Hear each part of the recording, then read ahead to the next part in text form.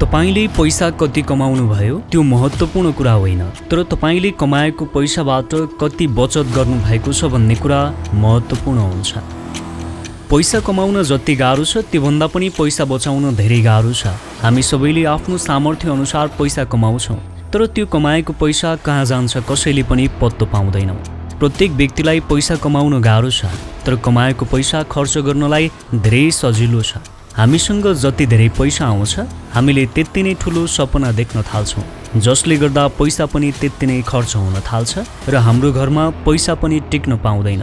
त्यसै कारणले पैसा बचाउनको लागि सबभन्दा पहिले एउटा कहानी सुनौ। एक महिलाले एक संस्थामा काम गर्ने गर्थिन्। उनले जम्मा 6 वर्षको अवधिसम्म मात्र जागिर गरिन्। त्यो 6 वर्षको अवधिमा उनले यति धेरै पैसा बचाइन् कि उनले 24 वर्षको उमेरमा जागिरबाट रिटायर लिइन्। हाम्रो सन्दर्भमा हेर्ने हो भने हामी अधिकांश व्यक्तिहरू 24 वर्षको उमेरमा बल्ल पढाइ पुरा गरेर जागिर गर्न थाल्छौँ, तर ती महिलाले 24 वर्षको उमेरमा जागिर छोडेकी थिइन्। उनले छोटो समयमा नै सफलता पाउनुको पछाडिको कारण थियो उनले जति कमाउँथिन् त्यो पैसा सधैँ सेभिङ गर्थिन्। उनले पैसा बचाउनको लागि एक महत्त्वपूर्ण कदम चालिन्। उनले सबैभन्दा पहिले बाहिर गएर खाना खान छोडिन्। बाहिर घुमफिर गरेर पैसा खर्च गर्न बन्द गरिन्। महँगा कपडा लगाउन तथा फिल्म हेर्न जान छोडिन् र उनले बिहे पनि साधारण तरिकाले गरिन्। उनले बिहेमा थोरै मान्छेहरू मात्र बोलाइन्, तीमध्ये पनि सबभन्दा गरिब व्यक्तिहरू। ती व्यक्तिहरूले आशीर्वाद स्वरूप दिएको पैसालाई पनि उनले लगानीमा लगाइन्। उनले पैसा खर्च गर्नुको सट्टा पैसा बचाइरहन्थिन् र अलग अलग क्षेत्रमा लगानी गर्थिन्। उनी काममा जाँदा पनि साइकलमा जाने गर्थिन्। यही कारणले गर्दा उनको पैसा बच्यो र उनले जागिरबाट रिटायर लिइन्। हो, तपाईको पनि यस्तै सफलताको लागि आज पैसा कसरी बचाउन सकिन्छ भन्ने उपायहरू तपाईलाई हामी सुनाउनेछौँ। एकैछिन सुन्नुहोस् त, मैले तपाईँ जस्ता कम मानिस मात्र देखेको छु जो कम उमेरमा फाइनान्सियल रिटायरमेन्ट चाहन्छन्। ती मानिसहरूमध्ये तपाईँ पनि एकजना हुनुहुन्छ। तसर्थ आफ्नो जीवनमा पैसाको चिन्ताबाट छिट्टै मुक्ति पाउनको लागि हाम्रो च्यानललाई सब्स्क्राइब गर्नुहोला। आउनुहोस् भिडियोलाई सुरु गरौँ। तीमध्ये सबभन्दा पहिलो उपाय छ खर्चको नियन्त्रण गर्नुहोस्। तपाईको आम्दानी जति बढ्छ त्यति नै तपाईले खर्च पनि बढाउनुहुन्छ। यस्तो गल्तीले तपाईको आर्थिक स्तर कहिल्यै पनि माथि उठ्न सक्दैन। तपाईको जति नै आम्दानी बढे पनि खर्चहरूलाई घटाउने प्रयास गर्नुहोस्। जसरी तपाईले पहिले काम चलाइराख्नु भएको थियो त्यसरी नै चलाउनुहोस्, ताकि तपाईको खर्चबाट बचेको पैसालाई बचतमा लगाउन सक्नुहोस्। नम्बर 2, खर्चहरूलाई लेख्नुहोस्। तपाईँ हामी पैसा देखेपछि मन परी खर्च गर्ने गर्छौँ। तपाईलाई त्यति बेला थाहा नै हुँदैन कुन समयमा कति पैसा खर्च गर्नुभयो र आवश्यक कामको लागि गर्नुभयो कि अनावश्यक कामको लागि। त्यसकारण आफ्नो खर्चलाई कम गर्न र बचत बढाउनको लागि सबभन्दा पहिले तपाईँ एउटा डायरी लिनुहोस् र खर्चको ब्यौरा लेख्न थाल्नुहोस्। यसको मद्दतले तपाईले अन्दाज लगाउन सक्नुहुन्छ कि तपाईले कति फजुल खर्च गर्नुभयो। यस्तो गर्नाले तपाईलाई अनावश्यक खर्च गर्नबाट रोक्छ र त्योभन्दा पनि ती अनावश्यक खर्च गर्ने पैसा भविष्यको लागि बचत गर्न सक्नुहुन्छ। नम्बर 3, घर बाहिर खाना खान छोड्नुहोस्। तपाईलाई लाग्छ कि कहिलेकाहीँ बाहिर खाना खानुपर्छ, खानाको स्वाद फेर्नुपर्छ। त्यसपछि तपाईँ वा सबै परिवार साथीभाइसँग खानको लागि बाहिर जानुहुन्छ। त्यति बेला तपाईको धेरै पैसा खर्च हुन्छ। त्यसको सट्टा घरमा नै मनपर्ने खानाको लागि सामान लिनुहोस् र घरमा नै बनाएर खानुहोस्। यसले तपाईलाई धेरै नै फाइदा पुर्याउँछ। त्यसकारण बाहिर खाने बानीलाई बन्द गर्नुहोस्। नम्बर 4, माछा मासु कम प्रयोग गर्नुहोस्। कसैको बानी हुन्छ दिनमा माछा मासु बिना खाना नखाने। दिनदिनै नखाए पनि हप्तामा 2 पटक त पक्कै पनि खाने गर्छौँ। एकपटक सोच्नुहोस् त तपाईको माछा मासुमा कति खर्च भइरहेको छ। आफ्नो खर्चलाई कम गर्नको लागि हप्तामा 2 पटक प्रयोग गर्नुहुन्छ भने 1 पटक प्रयोग गर्नुहोस्। त्योबाट बचेको पैसालाई तपाईले बचत गर्न सक्नुहुन्छ। मेरो कुरा गर्ने हो भने म चाहिँ सानैदेखि शाकाहारी भएको हुनाले म साथीहरूसँग बाहिर खाना खान जाँदा कम खर्च गर्छु र त्यसबाट बचेको पैसालाई बचत गर्ने गरेको छु। हो, एक कुरा त तपाईँ शाकाहारी हुनुभयो भने तपाईको मेटाबोलिजम पनि बलियो बन्छ। त्यसैले खानामा माछा मासुको कम प्रयोग गर्न थाल्नुहोस्। नम्बर 5, पुस्तकालयहरूको फाइदा लिनुहोस्। यदि तपाईलाई कुनै पुस्तक पढ्न मन लाग्यो भने, मनोरञ्जन लिन मन लाग्यो भने पुस्तकालयहरूको पनि प्रयोग गर्नुहोस्। यदि तपाईको घर नजिकै कुनै पुस्तकालय छ भने त्यसलाई नछोड्नुहोस्। त्यहाँ गएर तपाईलाई मनपर्ने पुस्तक पढ्नुहोस्। पुस्तकालयको प्रयोग गर्नुभयो भने तपाईँ मुभी हेर्न जाने पैसाको बचत गर्न थाल्नुहुन्छ र पुस्तक किन्ने पैसाको पनि बचत हुन्छ। त्यसैले पुस्तकालयलाई साथी बनाउनुहोस् र पुस्तकालयबाट अत्याधिक मात्रामा फाइदा लिनुहोस्। अर्को कुरा त पुस्तकले तपाईँको माइन्डसेट पनि चेन्ज गरिदिन्छ। तपाईँ कसरी सफल बन्न सक्नुहुन्छ भन्ने पनि बाटो पत्ता लगाउन सक्नुहुन्छ। पुस्तकमा एउटा मानिसले बाँचेको 50-60 वर्षको जिन्दगी हुन्छ। त्यसबाट तपाईँले उसको जिन्दगीबारे सिक्न सक्नुहुन्छ र त्यही कुरा आफ्नो जीवनमा लागू गर्न सक्नुहुन्छ। त्यसैले सबभन्दा धेरै पुस्तकालयको प्रयोग गर्नुहोस्। नम्बर 6, पुराना सबै सामग्रीहरूको बिक्री गर्नुहोस्। तपाईले पुराना सामानहरूलाई बिक्री गर्न सक्नुभयो भने ती सामानहरू फुटेमा टुटेमा मर्मत गर्दा लाग्ने खर्चबाट बच्न सक्नुहुन्छ। यदि पुराना सामानहरूलाई मर्मत गर्छु र काम चलाउँछु भन्ने सोच्नुभयो भने तपाईले ती सामानमा अनावश्यक खर्च मात्र गरिरहेको हुनुहुन्छ। अर्को कुरा, तपाईँकोमा बिग्रिएका पुराना सामानहरू छन् भने तिनलाई बेचिदिनुहोस्। त्यसबाट तपाईँले अर्को कुरा आम्दानी पनि गर्न सक्नुहुन्छ। तपाईँको घरमा कति धेरै काम नलाग्ने सामानहरू हुन सक्छन्। तिनलाई राख्नुभन्दा बेच्नु र पैसा कमाउनु फाइदाजनक हुन्छ र त्यही पैसालाई लगानी गर्नुहोस्, बचत गर्नुहोस्। नम्बर 7, भोकको समयमा सामान किन्न नजानुहोस्। यदि तपाईँ भोकको समयमा सामान किन्न जानुहुन्छ भने तपाईँले आवश्यकताभन्दा बढी पैसा खर्च गर्नुहुन्छ भन्ने निश्चित छ। भोकको अवस्थामा सामान किन्न जाँदा तपाईँलाई एकदमै धेरै भोक लागिरहेको हुन्छ। तपाईँले धेरै मात्रामा सामानहरू किन्न थाल्नुहुन्छ। त्यसैले एक हप्ताको लागि एकैपटक सामानहरू किन्नुहोस् र सधैँ पसल चहार्ने काम नगर्नुहोस्। यसरी तपाईँले पटक पटक हुने खर्चबाट बच्न सक्नुहुन्छ। नम्बर 8, सेल लागेको बेला खरिद नगर्नुहोस्। सेल लागेको बेला वा सस्तो पसलमा सामानहरू खरिद नगर्नुहोस्। तपाईँले सेल लागेको बेलामा एक सामान किन्न जानु भएको हुन्छ, तर तपाईँले सस्तो वस्तुहरू देख्नुभयो भने अनावश्यक धेरै मात्रामा वस्तुहरू किन्न पुग्नुहुन्छ। त्यसपछि तपाईँले धेरै पैसा खर्च गर्नुहुन्छ। त्यसैले यस्ता सस्ता पसल तथा सेल लागेको बेलामा सामान खरिद नगर्नुहोस्। हाम्रो मन नै यस्तो हुन्छ कि हामी जहाँ सस्तो देखिरहेका हुन्छौँ त्यहाँ हामी हाम फाल्न थाल्छौँ। त्यसैले सेल लागेको बेलामा र सस्तो सामानहरू खरिद नगर्नुहोस्। नम्बर 9, पसलका खानाहरू खान बन्द गर्नुहोस्। पसलका सामानहरूलाई कम प्रयोग गर्नुहोस्। अहिलेको समयमा बजारका सामानहरू प्रत्येक व्यक्तिको रोजाइमा पर्ने गरेका छन् र तपाईँले पनि यस्ता सामानको अत्याधिक मात्रामा प्रयोग गर्नुहुन्छ, जसले गर्दा तपाईँको पैसा बजारका सामानहरूले लुटिरहेका छन्, तर तपाईँले पत्तो पाउनु भएको छैन। आजैदेखि यस्ता सामानको प्रयोग गर्न छोड्नुहोस्।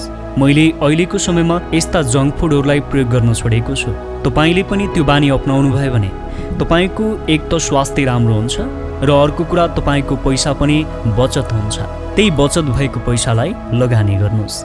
नम्बर 10, छुटको बारेमा सोध्नुहोस्। बजारका हरेक सामानमा छुट रहेको हुन्छ। तपाईँले कुनै पनि सामान लिँदै हुनुहुन्छ भने छुटको बारेमा कुरा गरेर मात्र सामान खरिद गर्नुहोस्। पसलेहरूले चलिरहेको मूल्यभन्दा बढी मूल्य भनिरहेका हुन्छन्। त्यसैले सजग भएर सामान किन्नुहोस् र खर्च हुनबाट बच्नुहोस्। नम्बर 11, चिया कफी कम प्रयोग गर्नुहोस्। चिया र कफीले पनि तपाईँको खर्चलाई बढाइरहेको हुन्छ। तपाईँले दिनमा कम्तीमा पनि 2 पटक त चिया र कफीको प्रयोग गर्नुहुन्छ। सकेसम्म यिनीहरूको प्रयोगलाई कम गर्नुहोस्, किनकि तपाईँको लागि यिनीहरू त्यति आवश्यक छैनन् र यसले तपाईँको स्वास्थ्यलाई राम्रो पनि गर्दैन। यी चिजहरू तपाईँको खर्चको स्रोत मात्र बनिरहेका हुन्छन्। यसको प्रयोग कम गर्नुभयो भने यसबाट बचेको पैसालाई तपाईँले बचत गर्न सक्नुहुन्छ। नम्बर 12, बिजुली र पानीको कम प्रयोग गर्नुहोस्। यदि तपाईँले पानी र बिजुलीको पनि बिल भुक्तानी गर्नुपर्छ भने तपाईँ यस्ता वस्तुहरूलाई कम प्रयोग गर्नुहोस्। विभिन्न किसिमको बिल भुक्तानीले पनि तपाईँको बचत घटाइरहेको हुन्छ। त्यसैले तपाईँले पानी र बिजुलीको कम प्रयोग गर्नुहोस्। जस्तै घर बाहिर जाँदै हुनुहुन्छ भने आवश्यक नपरेको बेलामा लाइट अफ गर्नुहोस्। हामीहरूलाई कहिलेकाहीँ घरभन्दा बाहिर निस्कने काम पर्यो भने हामीले बोतलको पानी प्रयोग गरिरहेका हुन्छौँ। यसले गर्दा हाम्रो बोतलको पानीमा खर्च भइरहेको हुन्छ। यसको सट्टा हामीले पानी आफै लिएर हिँड्यौँ भने केही मात्रामा यसबाट पनि बचत गर्न सक्छौँ। नम्बर 13, अल्कोहल र स्मोकिङ कम गर्नुहोस्। अल्कोहल र स्मोकिङ तपाईँले कम गर्न धेरै जरुरी छ। यसले तपाईँको खर्च त बढाउँछ, त्योभन्दा पनि यसले तपाईँको स्वास्थ्यलाई पनि असर गर्दछ। यसमा पनि तपाईँले धेरै मात्रामा खर्च गर्नुहुन्छ। त्यसैले तपाईँले यी लतहरूलाई आफ्नो जीवनबाट सकेसम्म हटाइदिनुहोस्। नम्बर 14, बचत योजना बनाउनुहोस्। बचत योजना भएका व्यक्तिहरूको सफल हुने सम्भावना बचत नभएका व्यक्तिहरूको भन्दा दोब्बर हुन्छ। त्यसकारण तपाईले बचत योजनाको बानी अपनाउनुहोस्, जुन तपाईको भविष्यको लागि पनि महत्त्वपूर्ण हुन्छ। यो योजनाले तपाईमा खर्च गर्नुभन्दा बचत गर्नुपर्छ भन्ने भावना जाग्दछ र तपाईको दिन प्रतिदिन बचत बढ्दछ। नम्बर 15, किराना बिलहरू घटाउनुहोस्। किराना बिललाई घटाउनुहोस् भन्नुको अर्थ तपाईले सधैँ पसलबाट खरिद गर्ने केही सामानहरूलाई घटाउनुहोस्। अत्यावश्यक बाहेकका सामानहरूमा धेरै इच्छा नराख्नुहोस्। जस्तै तपाईले तरकारी तथा फलफुलहरू धेरै मात्रामा खरिद गर्नुहुन्छ। यदि त्यस्तो हो भने यसलाई खरिद गर्नुको सट्टा तपाईको घर वरिपरि थोरै पनि जग्गा जमिन छ भने त्यसमा उत्पादन गर्नुहोस्। यसले पनि तपाईको बचतलाई बढाउँदछ। अर्को कुरा, आफ्नै घरमा उत्पादन गरेको चिजहरू अर्ग्यानिक खानाहरू हुन्। यसमा प्रशस्त मात्रामा भिटामिन प्रोटिनहरू पाइन्छ। त्यसैले आफैले उत्पादन गरेको खानामा जोड दिन थाल्नुहोस्। नम्बर 16, पुराना कपडाहरू पुनः प्रयोग गर्नुहोस्। यदि तपाईसँग पहिला नै कपडाहरू छन् भने नयाँ कपडा किन्ने तीव्र इच्छा नराख्नुहोस्। तपाईलाई जरुरी छैन कि बजारमा जुन आउँछ त्यही कपडा किन्नलाई। तपाईसँग नै भएको कपडालाई पुनः प्रयोग गर्नुहोस्। जे चाहनुहुन्छ त्यही प्रयोग गर्ने तीव्र इच्छालाई आफूभित्र नियन्त्रण गर्नुहोस्। अनावश्यक बढी मात्रामा हुने खर्चलाई घटाउनुहोस्। नम्बर 17, मोबाइल फोन बिल घटाउनुहोस्। अहिलेको समयमा अधिकांश व्यक्तिले पैसा खर्च फोनमा गर्ने गर्छन्। तपाईलाई अहिलेको समयमा आवश्यक छैन कि पैसा नै खर्च गरेर कुरा गर्नको लागि। तपाईले अत्याधिक फोन बिललाई कम गर्नको लागि सोसल साइटहरूलाई प्रयोग गर्न सक्नुहुन्छ। जस्तै तपाईले कसैसँग कुरा गर्नको लागि मेसेन्जर, भाइबरको प्रयोग गर्न सक्नुहुन्छ, व्हाट्सएपको प्रयोग गर्न सक्नुहुन्छ। त्यस्तै अहिलेको समयमा मोबाइल सिमहरूमा विभिन्न प्रकारका प्याकहरू उपलब्ध छन्। तपाईले आवश्यक अनुसारको प्याक लिएर कुरा गर्न सक्नुहुन्छ। साथै यसरी तपाईले आफ्नो फोन बिललाई कम गर्न सक्नुहुन्छ। नम्बर 18, सामानको लिस्ट बनाएर खरिद गर्नुहोस्। तपाईले सामान खरिद गर्दा लिस्ट बनाएर 1 हप्तासम्म राख्नुहोस् अनि हेर्नुहोस् यो तपाईलाई आवश्यक थियो कि यो तपाईको चाहना थियो। त्यसपछि मात्र सामानको खरिद गर्नुहोस्। 1 हप्तापछि तपाईलाई थाहा हुनेछ आवश्यक हो कि चाहना हो। तपाईलाई आवश्यक सामान मात्र खरिद गर्नुहोस्। यदि त्यो सामान तपाईको चाहनामा पर्यो भने आम्दानी बढाउनुहोस् अनि मात्र बढेको आम्दानीको 50%ले आफ्नो चाहनाका सामान खरिद गर्न थाल्नुहोस्। यसो गर्दा एक त तपाईको आम्दानी बढ्छ, अर्को बचत। नम्बर 19, महँगो घुमफिर नगर्नुहोस्। नयाँ नयाँ ठाउँमा घुम्नु, जानकारी लिनु नराम्रो कुरा होइन, तर अत्याधिक मात्रामा बाहिर घुमिरहनुले तपाईको खर्चलाई बढाउँछ। घुमफिरलाई कम गर्नुहोस् भन्नुको अर्थ यो होइन कि तपाईँ कहीँ पनि घुम्न नजानुहोस्, घरमै बसिराख्नुहोस् भनेको पनि होइन। तर भन्न खोजेको यो हो कि पटक पटक एकै ठाउँमा नजानुहोस् र महँगो ठाउँमा नजानुहोस्। जस्तै तपाईँ कोही साथीहरूसँग जाँदै हुनुहुन्छ भने सस्तो होटलमा खाने बस्ने गर्नुहोस्, शान देखाउने नगर्नुहोस्। यस्तो गर्नाले तपाईको खर्चलाई घटाउन सकिन्छ र बाँकी पैसा बचतमा लगाउन सकिन्छ। नम्बर 20, सवारी साधनबाट हुने खर्चहरूलाई घटाउनुहोस्। तपाईले सवारी साधनमा पनि धेरै खर्च गर्नुहुन्छ भने यसले गर्दा तपाईले कमाएको पैसा तपाईको साथमा हुँदैन। सवारी साधनमा हुने खर्चहरूलाई कम गर्न सकिन्छ। तपाईले सेवा र सुविधाको लागि सवारी साधनको प्रयोग अत्याधिक मात्रामा गर्नुहुन्छ भने यसलाई बिस्तारै कम गर्नुहोस्।